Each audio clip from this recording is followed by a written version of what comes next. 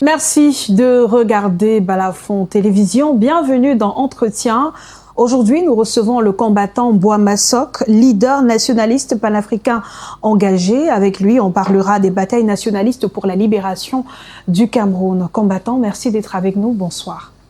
Merci de m'avoir invité. Bonsoir. Combattant Boama Sok, au mois de janvier dernier, le président de la République, Paul Biya, a reçu une copie du rapport de la commission mixte constituée par la France sur les batailles indépendantistes, un document de 1000 pages qui revient sur l'implication de la France dans cette guerre enregistrée entre 1955 et 1971. Vous avez parcouru ce document? Oui, en journal. Bon, parce que nous savons que les patriotes, lorsque la lutte de l'indépendance commence à tirer vers sa fin, suggèrent qu'il y ait une table ronde. Une table ronde avec les partenaires, si on peut les appeler comme ça, français qui occupaient le terrain. Ils ont refusé cette table ronde. Justement, par la table ronde, on aurait pu écrire l'histoire des combats, des batailles qui se sont passées. Pourquoi est-ce que la France refuse cette table ronde avec ses partenaires locaux? Parce que justement, ça aurait pu éclairer les populations sur l'action militante de nos compatriotes de l'époque et l'action anti-militante de la France à l'époque. Donc, chaque fois qu'une lutte nationaliste arrive à sa fin, il y a une table ronde. Les gens s'asseyent. Qu'est-ce qui s'est passé? Quels sont ceux qu'on fait quoi? Pourquoi est-ce qu'on peut faire ceci ou cela? Comment est-ce qu'on devrait en ce moment travailler? Or, jusque maintenant, cette table ronde n'a pas eu lieu. Et il y a une époque où nous avons pensé à la conférence nationale souveraine qui aurait pu remplacer cette table ronde. Bon, les dirigeants locaux ont dit que ça n'avait pas de sens. Bon, donc jusque maintenant, le Cameroun ne sait pas encore, les Camerounais ne sont pas encore assis pour parler de leur pays en termes de l'histoire, en termes du présent et du futur. Donc, tant que nous continuerons à travailler sur la base des copies qu'on nous a laissées, vous comprenez très bien que les rapports de ce genre ne peuvent être que de sales copies de ce qu'on remettra en cours certainement demain. Parce que si c'est la France qui vient dire « écrivons l'histoire que nous avons fait chez vous », vous comprenez très bien, il y a un problème pour nous, nationalistes. C'est à nous de dire que voici l'histoire, parce que nous avons aussi nos références pour pouvoir éclairer les gens sur l'histoire, sur ce qui s'est passé au Cameroun dans ces périodes-là, que d'attendre que ceux qui nous ont brimés, ceux qui nous ont colonisés, entre viennent nous dire « écrivons l'histoire ». Qu'est-ce qu'on pouvait attendre de ça? Mais on parle d'un rapport écrit par une commission constituée de Français et de Camerounais, de chercheurs camerounais surtout. Oui, ça dépend de ce qu'on appelle chercheurs camerounais. Parce que quand on veut identifier les gens qui doivent faire un travail précis, il ne faut pas toujours prendre ceux qui pensent qu'il n'y avait rien à faire. On parle de chercheurs, il y a beaucoup de chercheurs qui ne sont pas connus en tant que tels, mais qui ont des connaissances suffisamment avancées, pointueuses, pour pouvoir écrire l'histoire du Cameroun. Donc, si on veut écrire l'histoire, qu'on dise aux gens quels sont ceux qui pensent qu'ils ont quelque chose à écrire. Ce n'est pas que la France reste là et quelques personnes qui la représentent localement restent là pour dire que bon, c'est tel. On a donné ça à qui n'a pas demandé. Parce qu'au fait, il n'a jamais demandé un rapport à faire pour qu'on écrive l'histoire du Cameroun. La France a voulu se faire bonne mine à un moment donné où sa présence en Afrique commence à être remise en question. Donc ils ont voulu se projeter, comme d'habitude, pour nous embrigader dans une logique qui n'est pas la nôtre. Nous, le Cameroun écrira certainement son histoire. Est-ce que les membres de la commission mémoire ou de la commission mixte sont venus vers vous pour avoir un peu plus d'informations sur ce qui s'est passé au cours de cette période-là? Non, ils ne pouvaient pas. Il s'agit d'avoir devant les gens qui peuvent parler le langage. Je donne un exemple concret pour pouvoir comprendre ce que je développe là. Lorsqu'on a dit qu'il faut une assise pour parler du problème anglophone, n'est-ce pas, le principal concerné qu'on accuse était en prison. Et n'est-ce pas, dans la commission, dans ces débats-là, on a invité ceux qui ont dit qu'il n'y a pas de problème dans la zone. Donc, quand on veut mal faire, on trouve les moyens pour pouvoir mal faire. Et je crois que ceux qui gouvernent le destin du pays, jusqu'à maintenant, n'ont pas encore eu la mémoire bonne pour pouvoir bien faire. Toujours, ils font semblant de faire. Donc, la commission n'a pas circulé. Moi, je connais très bien beaucoup de gens qui ont des choses qu'ils connaissent très bien. J'en fais partie, dans une moindre mesure peut-être, mais j'en fais partie. Ils ne pouvaient pas s'approcher du combattant Boama Sok parce que le combattant Boama Sok aurait dit des choses qui ne les intéressent pas. Bon, et je crois que parmi les choses qui ne nous intéressent pas, c'est qu'on sache que les Camerounais n'ont pas été colonisés. les Camerounais ont été mis dans une colonisation obligatoire parce que nous n'avions jamais été une colonie française. Bon, la France et les autres qui ont fait semblant d'être nos colonisateurs se sont trompés de lieu d'expression de leur colonisation. Mais ils ont quand même, par la force, colonisé nos pays. Donc, je crois que la commission qui a été mise en place n'a pas été mise en place sur les bonnes bases. Donc, je pouvais compter sur un patron comme Bembe qui pouvait influencer ça. Oui, parce qu'il a quand même beaucoup écrit, mais je ne sais pas ce qui s'est passé pour que son apport dedans n'ait pas influencé la conclusion. Si les choses s'étaient passées comme vous les décrivez, oui, est-ce qu'on se serait attendu à ce que la France reconnaisse qu'elle a été plus ou moins à l'origine des milliers de morts enregistrés au Cameroun? Nous n'avons pas besoin qu'elle reconnaisse. Nous avons besoin de le démontrer. Reconnaître, ça veut dire qu'il reste comme ça et dire oui, j'ai fait. Non, nous démontrons, pas des faits, pas des documents, pas des analyses concrètes qui permettent de comprendre les choses. On ne demande pas à France que vienne un matin prendre le micro, dire bon, je reconnais que. Elle va reconnaître quoi? Quand les Germaniques arrivent quelque part, ils reconnaissent l'existence d'une culture et ajoutent ce qu'ils apportent. Quand les Français arrivent, ils disent que vous n'avez jamais de culture. Vous êtes c'est pas moi des sauvages qu'il faut redresser, à qui il faut donner une manière de voir les choses. Donc, si on avait mis en place, le jour où on mettrait en place, pas si on va entrer, le jour où on mettrait en place une commission pour l'histoire du Cameroun, toute l'Afrique sera édifiée parce que l'histoire du Cameroun a une très grande partie de l'histoire de l'Afrique. Est-ce qu'aujourd'hui, on observe encore, vous observez en tant que nationaliste, des bribes de la colonisation française au Cameroun? Et les stigmates existent. Comment est-ce que vous me dites que si je remarque? Si je remarque quoi? Si je remarque que les Français continuent à influencer la rédaction de nos programmes scolaires. Dans un pays qui veut évoluer, il y a deux choses essentielles dont il faut tenir compte de manière fondamentale. Il y a l'école, il y a la santé. Si ces deux choses ne sont pas prioritaires dans un pays, ce pays n'ira nulle part. Parce que si les gens ne sont pas en santé, ils ne pourront même rien faire. Si les gens ne sont pas bien cultivés, ils ne pourront rien faire. Or, dans nos pays, ce sont les deux éléments qu'on néglige. Il n'y a pas longtemps, j'entends encore les débats dans les télés où les enseignants du supérieur réclament des milliards de francs. J'ai entendu parler de c'est 12 milliards, ou c'est combien de milliards de francs qu'on ne les paye pas et ça ne leur donne pas le courage d'enseigner. Alors, si on n'enseigne pas bien à l'université, on va enseigner pour que les gens sortent avec une tête suffisamment nantie pour pouvoir orienter les populations. L'école est négligée, la santé est négligée, le Cameroun est dans la poubelle. Selon certains, l'utilisation du franc CFA est un signe de la colonisation encore actuelle au Cameroun et dans la sous-région Afrique centrale.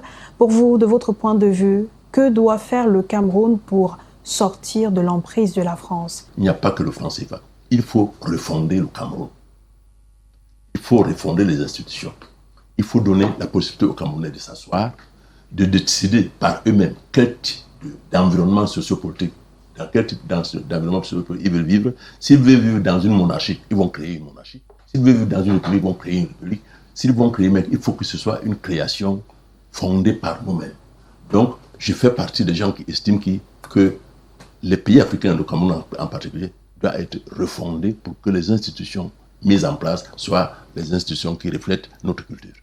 Alors que l'histoire du Cameroun et de ses nationalistes telle que racontée par la France dans le rapport mémoire laisse perplexe, l'un de nos héros nationaux a subi des insultes, ce que les Camerounais et les UPCistes appellent des honneurs. Est-ce que vous êtes solidaire, combattant Boama Sok, à Ernest Ouandjé? Est-ce que vous êtes un bandit? J'actualise ce débat en parlant de moi. J'ai été mis en prison une fois ici par le gouverneur du littoral ou bien par le préfet, je ne me rappelle pas très bien, avec pour motif grand banditisme. Grand banditisme, au moment où il y avait l'opération, qu'on appelait corps opérationnel, c'est ça. Il y avait une époque où il y avait un général qui était venu ici pour remettre de l'ordre. Et en 91-92, j'ai été emprisonné pour motif grand banditisme. Vous voyez que demain, quand les gens viendront fouiller les archives, Et on va voir combattant au grand bandit. Les gens peuvent dire comme ça. Quelqu'un peut aller à la télé et dire que mon combattant était grand bandit, voici ça. Mais à l'époque, je suis un résistant. On m'arrête sur la base de mon travail révolutionnaire de résistance. On ne m'a jamais arrêté pour un banditisme. Mais on a écrit ça. Donc, pour revenir maintenant, Wandji Bandé, vous croyez que Ahidjo, qui était là, qui avait été l'auteur du jugement, d'arrestation et du jugement de Wandji, n'aurait pas profité s'il avait les renseignements suffisants, parce qu'il en avait suffisamment. C'est-à-dire peut-être que même celui-là qui est là maintenant est bien renseigné, mais Ahidjo était tellement renseigné que s'il avait eu une seule touche de logique qui pouvait entraîner qu'on juge Wandji de grand bandit, il se serait accroché dessus. Or, il a jugé Wandji en tant que militant nationaliste qui avait besoin de l'unification et de l'indépendance de son pays, et que logique dans laquelle Ahidjo n'adhérait pas, et il l'a tué pour cela. Donc, si quelqu'un vient aujourd'hui pour estimer que Ahidjo n'était pas suffisamment renseigné pour condamner Wandji en tant que bandit, il a l'attitude de continuer à parler. Mais comme vous parlez d'un homme que je connais, je regrette pour cette sortie pour lui. Bon, en fait, ça ne l'honore pas. Même en parler ici, pour moi, c'était un honneur. On pouvait le laisser dans son coin avec ce qu'il a dit, ce serait déjà passé. Mais moi, je crois que, en tant que national, en tant que révolutionnaire, si j'avais à ordonner quelque chose, j'ordonnerais ce qu'on appelle dans la zone des musulmans la fatwa.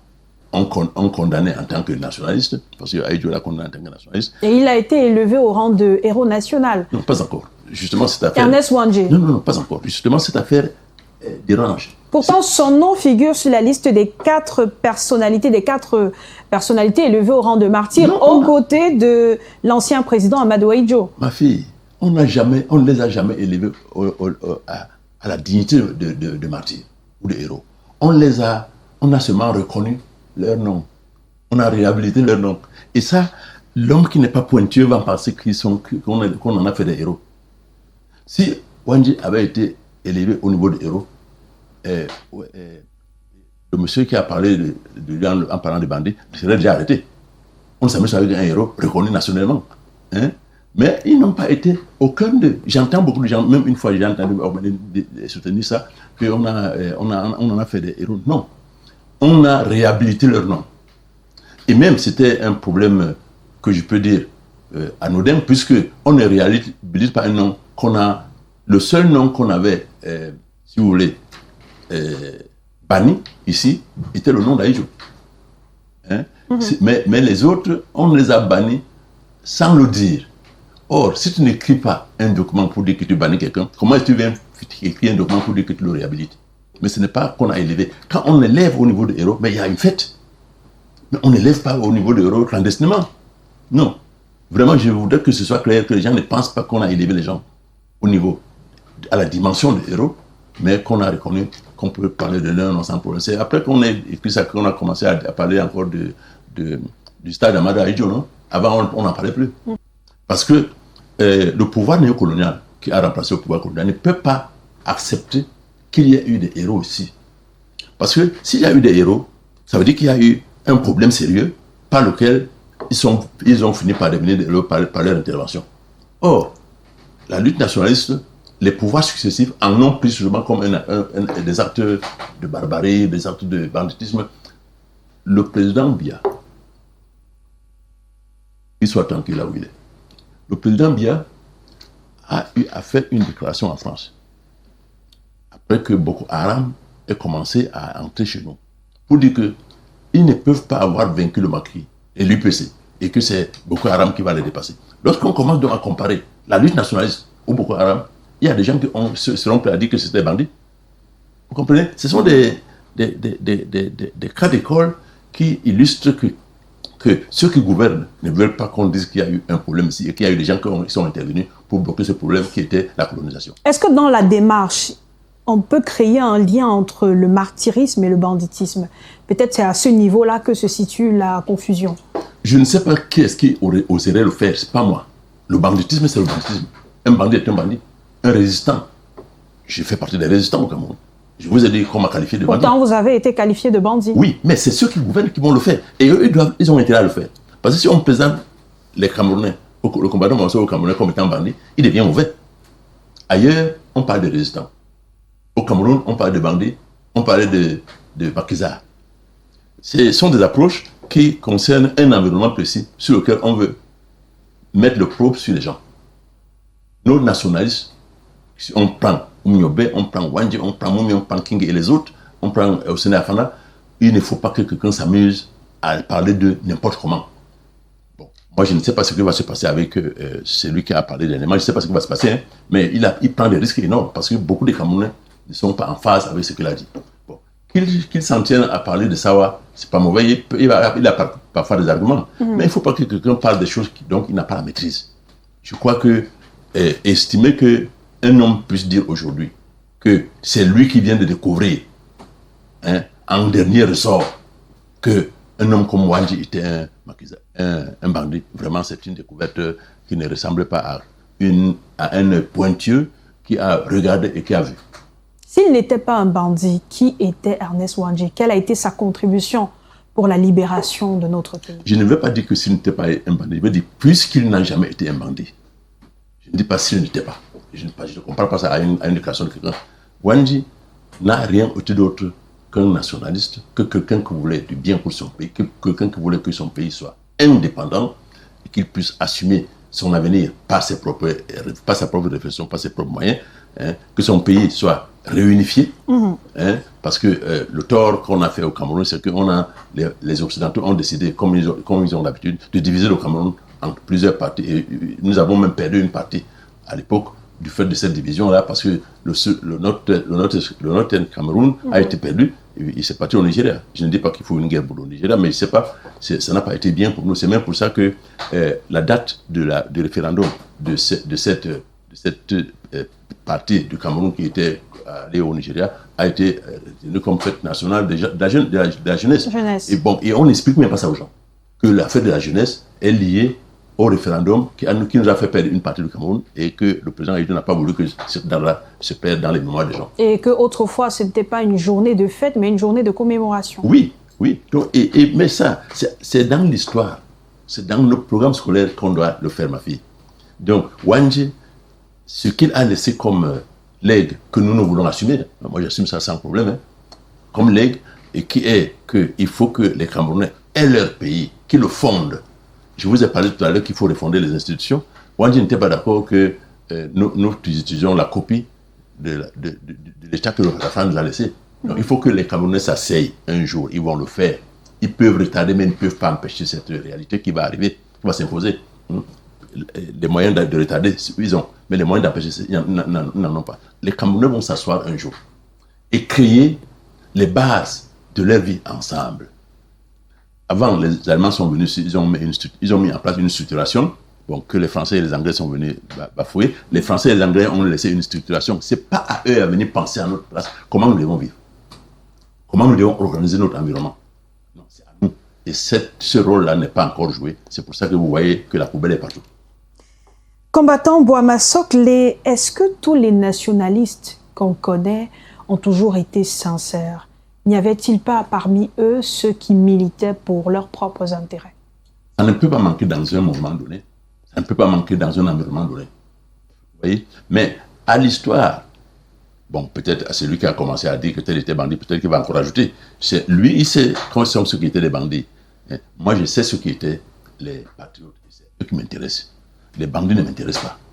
C'est vrai que je peux, à un moment donné, faire un clin d'œil pour dire que, bon, je n'aimerais pas qu'un nationaliste se comporte de cette manière.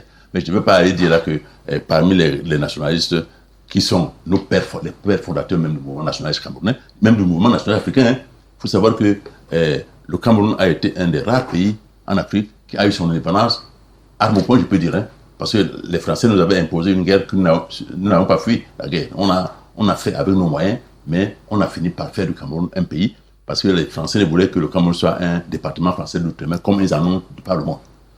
Donc, je ne sais pas qui a été bandit. Bon, les chercheurs des bandits qui sont en train de les trouver, certainement, ils vont nous apporter sur la table d'autres bandits. Avec une telle polémique qui jette du discrédit sur Ernest Wandji, vous ne pensez pas qu'il est temps d'honorer définitivement sa mémoire si, de votre point de vue, vous l'avez d'ailleurs dit tout à l'heure, son élévation au rang de héros national n'était qu'un leurre. Et attendu, on ne l'a même pas encore fait. Ce n'est pas que c'était un leurre. Et attendu, je dis le document qui réhabilite les noms ne lève pas au niveau des héros. Mais est-ce qu'il faut honorer Wandji? Ça va se faire.